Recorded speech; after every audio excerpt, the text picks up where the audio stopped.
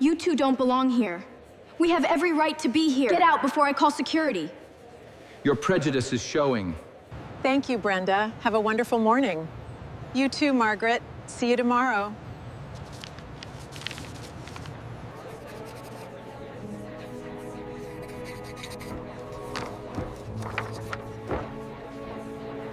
I'm sorry, madam, you aren't on the list.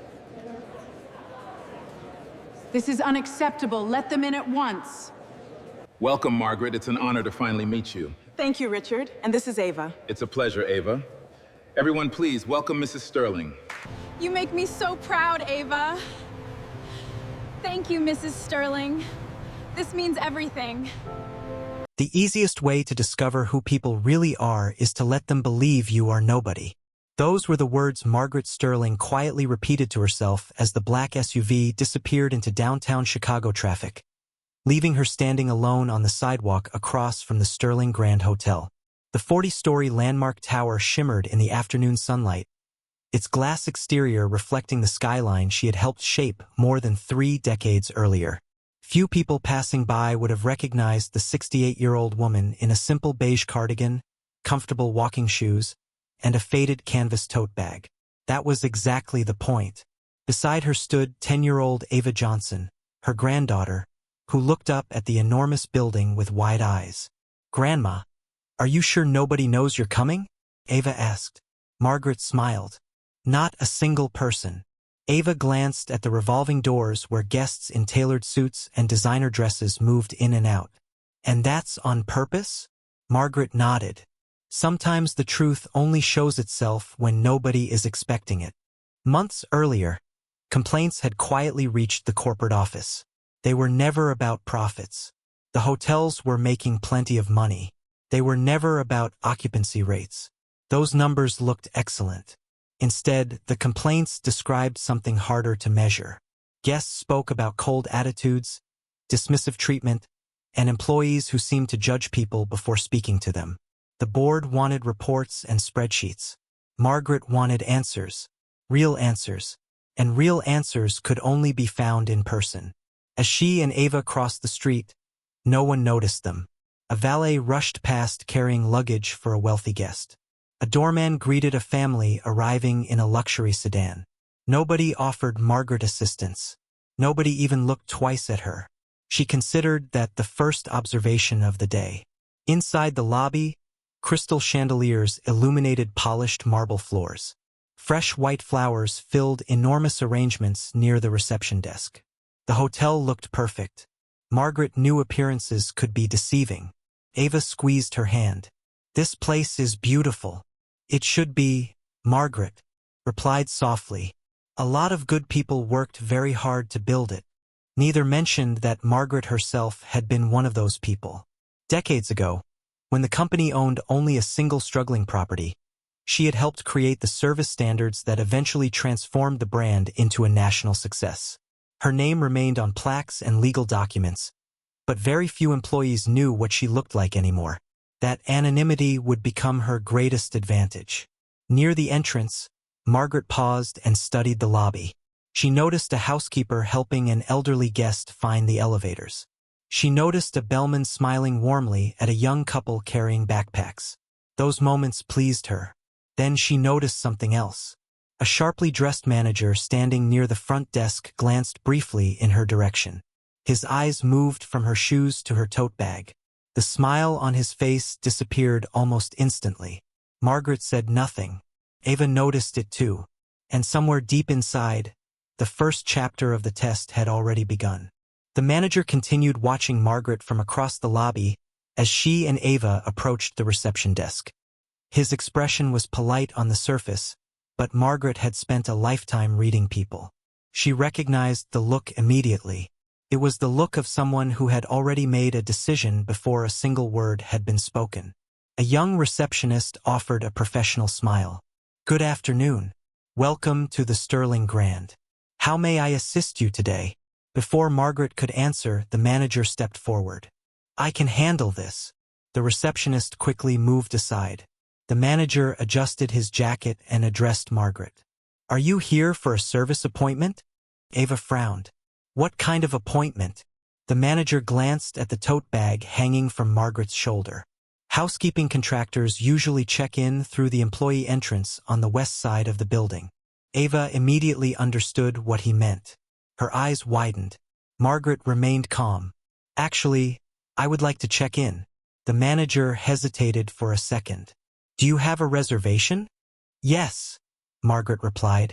Under Sterling. The manager typed. Briefly on a tablet. Hundreds of reservations appeared under that name every year. The company was large, and many business travelers carried the surname. After a moment, he shook his head. I do not see anything matching your information. Margaret already knew why. The reservation had been intentionally placed under a confidential corporate profile only accessible by executive authorization. The board had arranged it that way to prevent recognition. Perhaps you could look again, she said gently. I am confident it is there. The manager sighed. Ma'am, these rooms average over $700 a night. Guests typically confirm their reservations before arrival. Several people standing nearby overheard the conversation. A businessman waiting in line glanced toward Margaret and then looked away. A woman carrying luxury shopping bags smirked slightly. Ava felt her cheeks grow warm. My grandmother said she has a reservation. The manager forced a smile. I am sure she believes that. Margaret placed a reassuring hand on Ava's shoulder. It is all right. What interested her was not the mistake. Mistakes happened. What interested her was the assumption behind it. Not once had the manager asked for identification. Not once had he attempted to verify the situation properly. He had simply decided who she was. The receptionist who had greeted them earlier looked uncomfortable. Sir, perhaps I could search the executive reservation system. The manager immediately dismissed the suggestion. That will not be necessary. Margaret quietly took note of that response. Nearby, a maintenance employee pushing a cart accidentally dropped a folder. Papers scattered across the marble floor. Without hesitation, Margaret bent down and helped gather them. Thank you, the employee said sincerely. You are very welcome, Margaret replied. The manager watched the interaction and appeared even more convinced that his original assumption had been correct. To him, someone helping a maintenance worker could not possibly be an important guest. Ava noticed everything. So did Margaret. And as the afternoon continued, she began realizing that the test was revealing far more than she had expected. After several more minutes at the front desk, the manager finally instructed a staff member to place Margaret and Ava in a waiting area near the lobby cafe while the reservation issue was supposedly investigated. Margaret thanked the employee and quietly took a seat beside a large window overlooking Michigan Avenue. Ava sat beside her, still upset by everything that had happened. Grandma, why are you letting them talk to you like that? She whispered. Margaret looked out at the city traffic below. Because people reveal themselves when they think there is no consequence. Ava considered that answer but remained unconvinced. Across the lobby, the manager continued watching them from time to time. Twice he spoke to other employees while subtly nodding in their direction. Margaret noticed the behavior immediately. She had seen it before in boardrooms, luxury resorts, and corporate meetings all over the country. One assumption often became many assumptions. Soon people stopped evaluating facts and simply followed the opinion of whoever held authority. A few minutes later, a young employee approached carrying a tray with complimentary bottled water intended for arriving guests. He offered one bottle to Ava and one to Margaret with a friendly smile. Welcome to the hotel, he said. Please let us know if you need anything. Before he could leave, the manager appeared. Those refreshments are reserved for registered guests, he said sharply. The employee looked confused. I was only trying to help. Return the tray to the lounge area, the manager replied. Immediately, the young employee apologized and walked away. Ava watched the exchange in disbelief. Margaret remained calm, but she quietly memorized the employee's name tag. Ethan. Kindness under pressure was valuable information. As the afternoon continued, Margaret decided to walk through parts of the property open to the public. Ava followed beside her. They passed the grand staircase, the indoor fountain, and several conference rooms preparing for evening events. Everywhere Margaret looked, memories surfaced. She remembered meetings held decades earlier when the company owned only 3 hotels. She remembered late nights discussing service philosophy with managers who believed respect mattered more than luxury. Some of those people had retired years ago. Others had passed away. Yet their values were supposed to remain. Near a hallway leading toward the ballroom, Margaret paused. Mounted on the wall was a framed display describing the history of the hotel brand. Ava stepped closer and began reading. The display mentioned founders, executives, expansion milestones, and corporate achievements. Margaret's name appeared briefly among the original leadership team. Ava smiled. There you are. Margaret nodded. A small part of a very long story. Before Ava could say more, the same manager approached once again. This time his tone was less polite. Ma'am, that corridor leads toward areas reserved for event guests. Margaret glanced around. We are standing in a public hallway. I would appreciate your cooperation, he replied. Certain visitors have been expressing concerns. Margaret looked directly at him for the first time. Concerns about what? The manager hesitated. Then he said something that told Margaret everything she needed to know. About appearances. For several seconds, silence hung between them. Ava felt her stomach tighten, but Margaret simply smiled softly, because at that moment, she realized the hotel was not merely failing the test. It was racing toward failure much faster than anyone at corporate headquarters had imagined. Margaret and Ava slowly returned toward the center of the lobby, while the evening crowd began arriving for a major charity gala scheduled to start in less than 2 hours. Guests entered through the revolving doors carrying invitations embossed in gold lettering. Luxury vehicles lined the curb outside. Hotel employees moved quickly between stations, preparing for one of the most important events of the month. Margaret observed everything. The flowers were arranged perfectly. The lighting looked elegant. The floors gleamed. Yet beneath the polished surface, something far more important was missing. Respect. As they passed a concierge desk, an older employee looked up from his computer and froze. For a brief moment, Margaret thought he might recognize her. His eyes narrowed as if searching through an old memory. Then another guest approached asking for directions, and the moment disappeared. Ava noticed it. I think he knows who you are. Margaret smiled softly. Perhaps. Or perhaps he simply remembers a face from long ago. They continued walking until they reached a quiet seating area overlooking the ballroom entrance. From there, Margaret could observe employees interacting with guests. Some were warm and attentive. Others appeared interested only in appearances.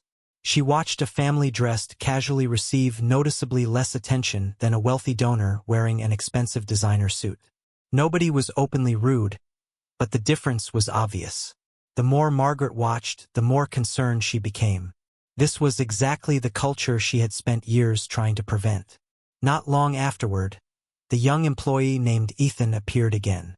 He approached cautiously. Ma'am, I hope you do not mind me asking, but have they resolved your reservation issue? Not yet, Margaret replied. Ethan looked uncomfortable. I checked the system during my break. There is definitely a reservation connected to the executive profile. I think there may be some misunderstanding. Ava looked surprised. You checked for us? Ethan nodded. It did not seem right. Margaret thanked him sincerely. Kindness is never wasted, Ethan. Before he could respond, the manager emerged from the ballroom entrance. His expression darkened when he saw Ethan speaking with him.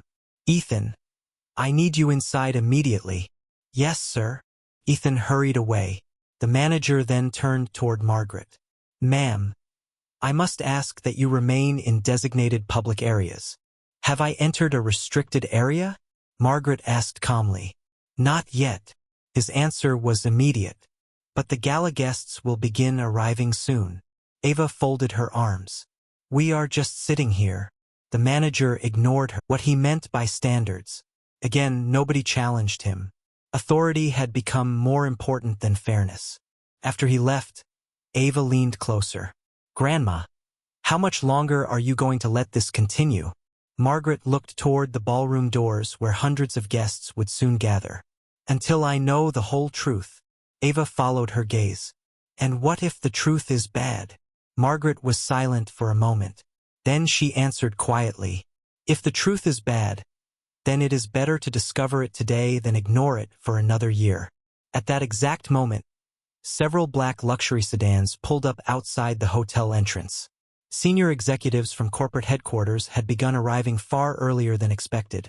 And although nobody inside the lobby realized it yet, the next phase of the test was about to begin.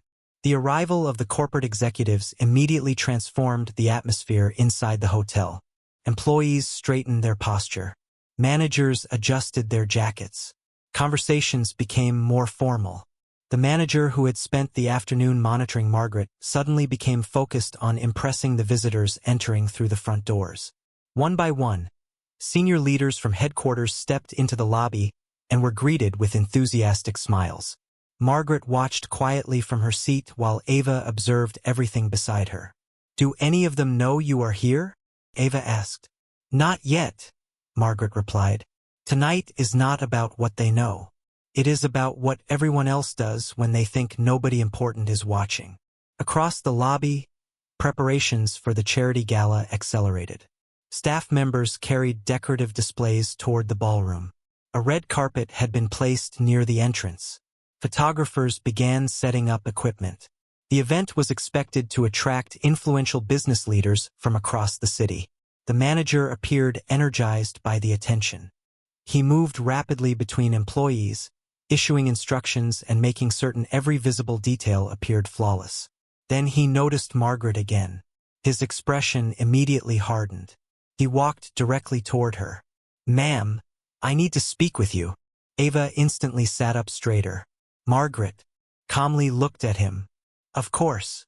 The gala guests are beginning to arrive," he said. "This seating area has been reserved for event attendees." Margaret glanced around.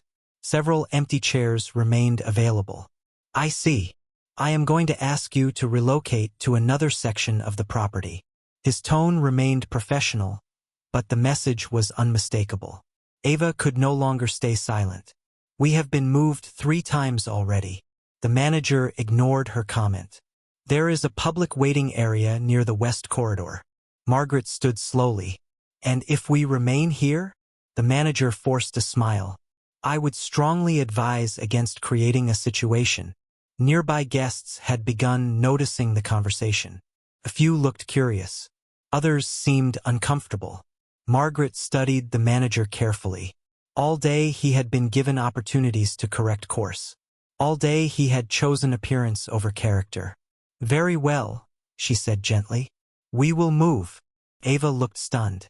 As they began walking toward the west corridor, they passed a group of arriving donors.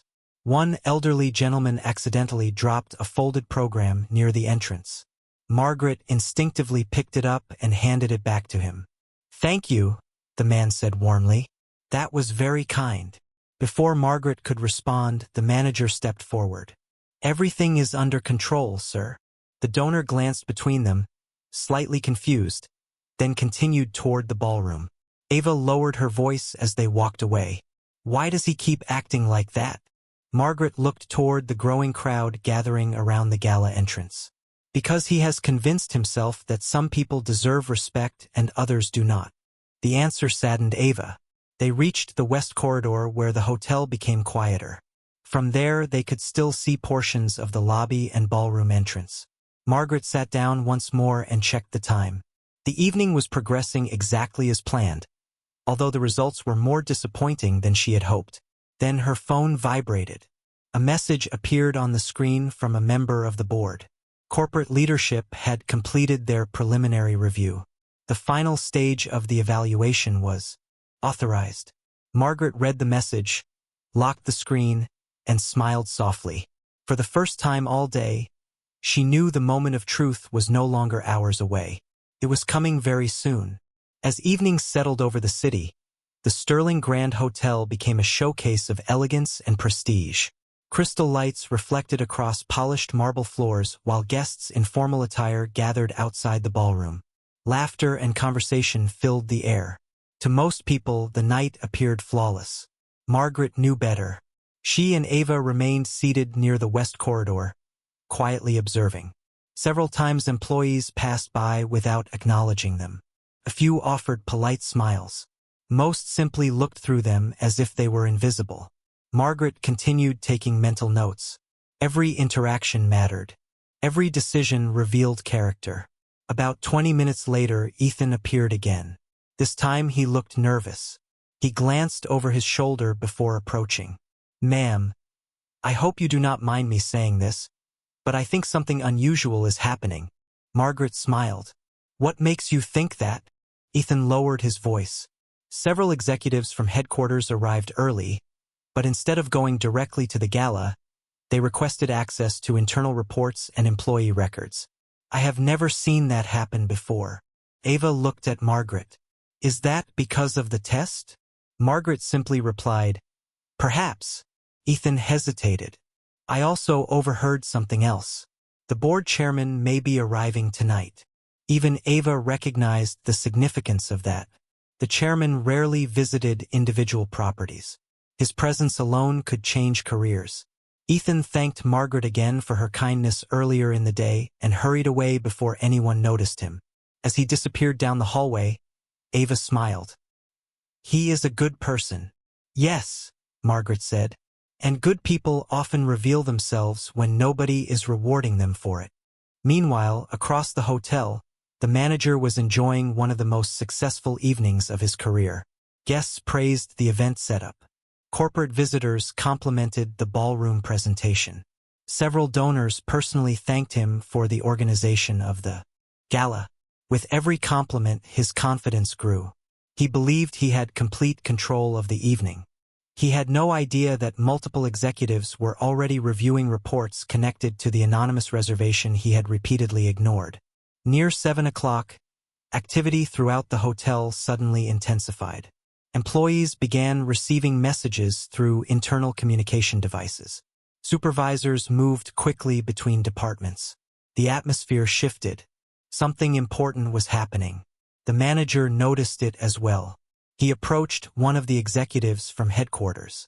Their conversation lasted less than a minute, but the manager's expression changed immediately afterward. The confidence vanished from his face. Confusion replaced it. Moments later, another executive arrived. Then another. All of them seemed focused on a single issue. None appeared interested in the gala. Ava watched from a distance. Something is definitely going on. Margaret checked the time once more. "Yes," she said softly. "The next chapter is beginning." Then her phone rang. For the first time all day, she answered immediately. "Good evening," she said. Ava listened carefully. Margaret's expression remained calm, but her eyes softened with recognition. The caller spoke for nearly 30 seconds before Margaret replied. "Thank you, Richard. We are ready." She ended the call and slipped the phone back into her pocket. Ava looked up. "Was that him?" Margaret nodded.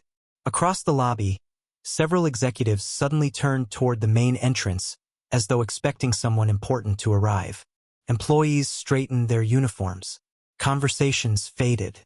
Without realizing it, everyone in the hotel was preparing for a moment that would change the entire evening.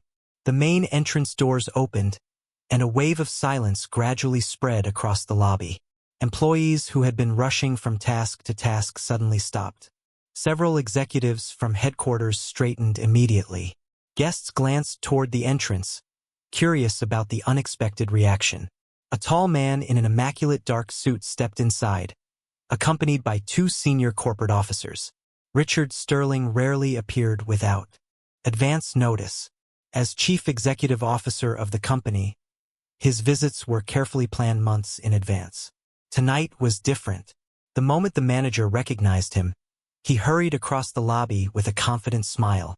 "Mr. Sterling, welcome. We were not expecting you this evening." Richard shook his hand briefly. "I know." His voice was polite but unusually serious. The manager began describing the success of the gala preparations, the positive guest feedback, and the strong financial performance of the property. Richard listened for only a few seconds before asking a question. "Where is she?" The manager blinked. "Sir, where is Margaret Sterling?" The color immediately drained from the manager's face. Around them, several executives exchanged nervous glances. Richard repeated the question. "She arrived hours ago. Where is she?" The manager struggled to answer. "I am not sure who you mean." One of the executives stepped forward. "The founder." The single word sent a visible shock through everyone within earshot. Nearby employees froze. Conversations stopped. Even guests standing near the ballroom entrance began paying attention. The manager looked completely confused. "The founder is here?" Richard stared at him for several seconds. "She has been here all afternoon." At that moment, Ethan emerged from a nearby corridor. He immediately understood what was happening. Without hesitation, he pointed toward the west seating area. "She is over there." Every head in the lobby turned simultaneously. Margaret remained seated beside Ava exactly where she had been for the past hour. She looked calm, relaxed, and completely unaffected by the growing tension around her. Ava watched the scene unfold with wide eyes. Richard immediately started walking toward them. The executives followed. Then more corporate leaders joined behind them. Employees stared in disbelief as one of the most powerful business leaders in the hospitality industry crossed the entire lobby without acknowledging anyone else. The manager followed several steps behind, his expression becoming more alarmed with every second. When Richard finally reached Margaret, he stopped. The entire hotel seemed to hold its breath. Then, without hesitation, Richard smiled warmly and bent down to embrace her. "Grandmother," he said, "I am sorry you had to wait." A collective gasp swept through the lobby.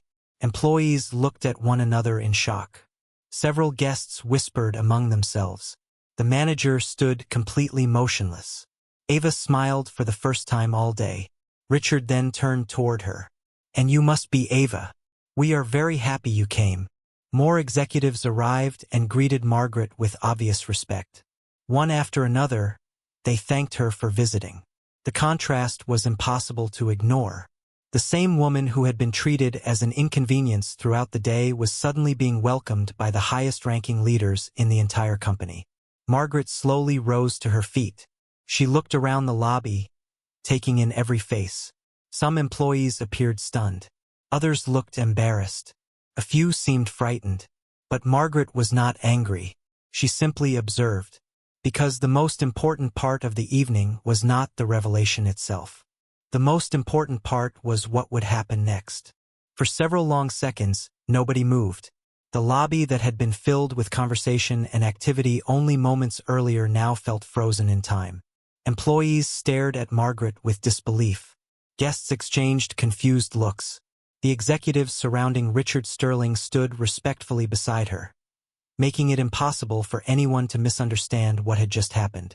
The woman many people had dismissed throughout the day was not merely an important guest. She was one of the people responsible for building the company itself. The manager's face had turned pale. His confident posture was gone. The certainty that had guided every decision throughout the afternoon had completely disappeared. Margaret noticed him standing near the back of the crowd. She did not speak to him immediately. Instead, she slowly looked around the lobby. Her eyes moved from employee to employee. Some appeared embarrassed. Others seemed deeply uncomfortable. A few looked genuinely ashamed. Then something unexpected happened. An older concierge stepped forward from behind the front desk. His eyes were filled with emotion. "Mrs. Sterling," he said quietly, "I knew I recognized you." Margaret smiled warmly. "It has been many years, Daniel." The concierge nodded. 31 years. You interviewed me when I was hired." Several nearby employees looked shocked. Daniel continued, "You told me that every guest deserved dignity before they deserved service." Margaret's smile softened. "I remember saying that." Daniel lowered his head respectfully. "I have never forgotten it." The silence that followed felt heavier than before. Those words seemed to echo through the entire lobby. Every employee understood their meaning. Richard glanced toward the executives beside him. None of them spoke. They did not need to. The lesson was becoming painfully clear on its own. Ethan stood nearby watching everything unfold. He looked less surprised than everyone else. Throughout the day, he had chosen kindness without knowing who Margaret was. For the first time, Margaret turned directly toward him. "Ethan." The young employee straightened immediately. "Yes, ma'am. Thank you for helping us today." Ethan looked embarrassed. "I only tried to do what was right." Margaret nodded. "That is exactly why it mattered." Several executives exchanged approving looks. Meanwhile, the manager seemed unable to find the words to explain himself. He took a hesitant step forward. "Mrs. Sterling, I would like to apologize." Margaret listened quietly. "I made assumptions that I should not have made." His voice trembled slightly. "I did not handle the situation properly." Margaret continued studying him. The apology sounded sincere, but she knew the real issue extended beyond one person. A culture had developed where appearances carried more weight than character. One manager had not created that problem alone. He had merely exposed it. Richard then addressed the gathering crowd. Today was not a surprise visit. It was an evaluation. Murmurs spread throughout the lobby. Employees looked stunned. Guests listened with curiosity. Richard continued. Financial performance was reviewed. Operational standards were reviewed. But most importantly, people were reviewed. The weight of those words settled over everyone. Margaret stood quietly beside Ava as realization spread across dozens of faces. The test was over. The results had been seen. And now the future of the hotel would be determined not by revenue, not by luxury, and not by appearances, but by something far more important. The lobby remained silent as Margaret took a slow step forward.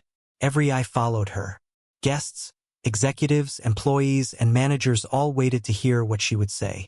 Ava stood proudly beside her, no longer confused by the events of the day. She finally understood why her grandmother had remained calm through every insult, every assumption, and every dismissal. Margaret looked around the room one final time before speaking. "When this company was founded, we had very little money," she said. "We did not have luxury properties. We did not have famous guests. We did not have grand ballrooms. What we did have was a simple belief. Every person who walked through our doors deserved respect. Nobody moved.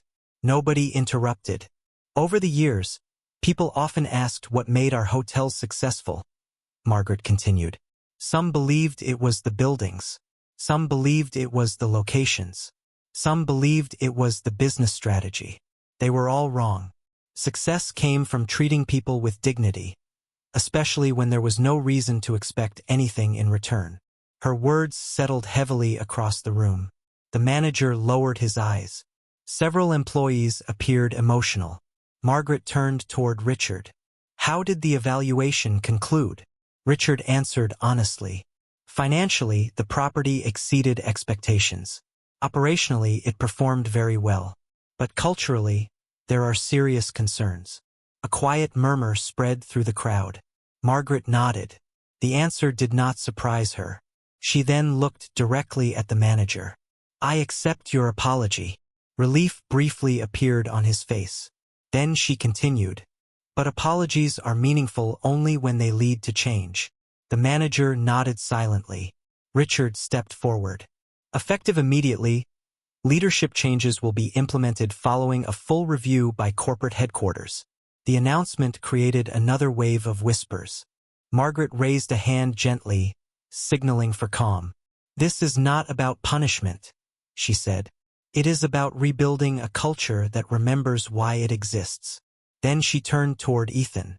The young employee looked startled when everyone suddenly looked at him. "You helped two strangers without knowing who they were," Margaret said. "You showed kindness when there was nothing to gain. That is leadership." Ethan looked speechless. One of the executives smiled. Richard nodded in agreement.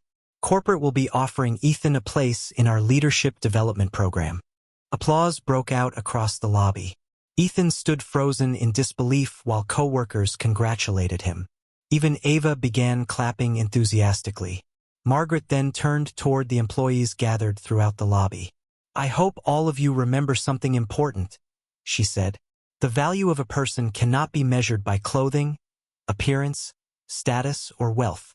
The greatest mistake any organization can make is forgetting the humanity of the people it serves. Several employees wiped tears from their eyes. Others nodded quietly. The lesson was impossible to ignore. As the evening continued, the gala moved forward, but the atmosphere felt different, more genuine, more thoughtful. Before leaving, Margaret took Ava's hand and began walking toward the entrance. As they passed through the lobby, employees greeted them warmly, not because of her title, not because of her influence, but because they finally understood the lesson she had come to teach. Outside, the city lights shimmered against the night sky. Ava looked up at her grandmother and smiled. "Do you think they will remember?" Margaret smiled back. "The good ones will." Together they stepped into the cool Chicago evening, leaving behind a hotel that had learned one of the most valuable lessons of all. Respect should never depend on who people think you are, but on who they choose to be. Before you go, remember this. Margaret Sterling didn't visit the hotel to be treated like a founder. She came to discover whether people still know how to treat people with kindness. Most judge her by her appearance, while Ethan choosing compassion and expecting nothing in return. That's the real lesson. Respect should never depend on wealth, status, or money. It should be given just because they are human. The smallest acts of kindness could leave a great impact. The person you choose to respect today maybe can change your life tomorrow. The next time you meet a stranger, remember, you never truly know their story. A little kindness, a little patience, and a little respect can make a difference that lasts far beyond a single moment. If you like this video, remember to like, share, and subscribe, and leave a comment below. Thank you for watching.